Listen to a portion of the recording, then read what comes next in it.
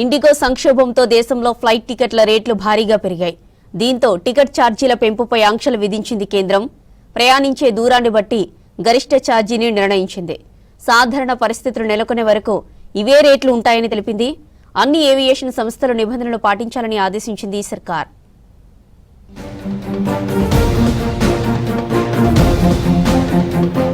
దేశంలో ఇండిగో సంక్షోభంతో flight ticket రేట్లు చుక్కలు చూపిస్తున్నాయి. కొన్ని ఏవియేషన్ సంస్థలు భారీగా ఛార్జీలు పెంచి ప్రయాణికులను ఇబ్బంది పెడుతున్నాయి. దీంతో ఫ్లైట్ టికెట్ రేట్లపై కీలక నిర్ణయం తీసుకుంది కేంద్రం. దేశీయ ఛార్జీలు విపరీతంగా పెరగకుండా చర్యలు చేపట్టింది. దూరం ఆధారంగా ఫ్లైట్ టికెట్ రేట్లు కేటాయిస్తూ ఆదేశాలు జారీ చేసింది సివిల్ ఏవియేషన్ మినిస్ట్రీ.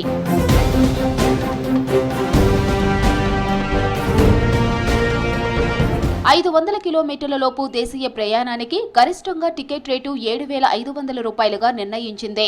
అలాగే 500 నుంచి 1000 కిలోమీటర్ల ప్రయాణానికి 12,000 రూపాయలుగా ప్రకటించింది. 1000 నుంచి 1500 కిలోమీటర్ల జర్నీకి 15,000 రూపాయల ఛార్జీని ఫిక్స్ చేసింది. అలాగే ఫ్లైట్లలో 1500 కంటే ఎక్కువ దూరం ప్రయాణానికి గరిష్టంగా 18,000 రూపాయలుగా నిర్ణయించింది కేంద్రం. ఈ టికెట్ల రేట్లకు సర్వీస్ అండ్ ట్యాక్స్ మినహాయింపు ఇస్తున్నట్లు తెలిపింది కేంద్ర ప్రభుత్వం.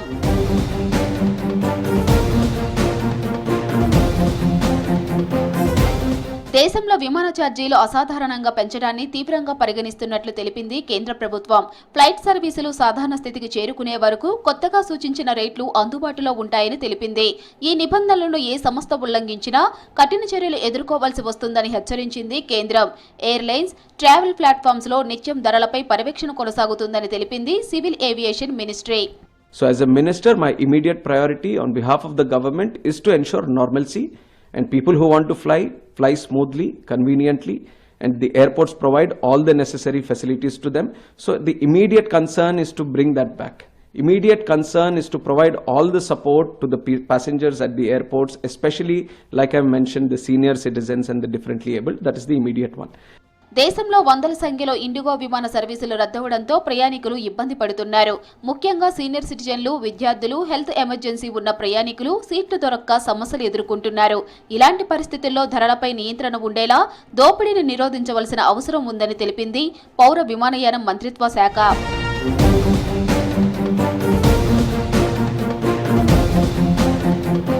ఫ్లైట్ డ్యూటీ టైమ్ లిమిటేషన్స్ ను పూర్తిగా తొలగించినట్లు జరుగుతున్న ప్రచారాన్ని ఖండించింది సివిల్ ఏవియేషన్ మినిస్ట్రీ. ఇండిగో సంక్షోభం నెలకొనడంతో తాత్కాలికంగా నిబంధనలు సడలించినట్లు తెలిపింది.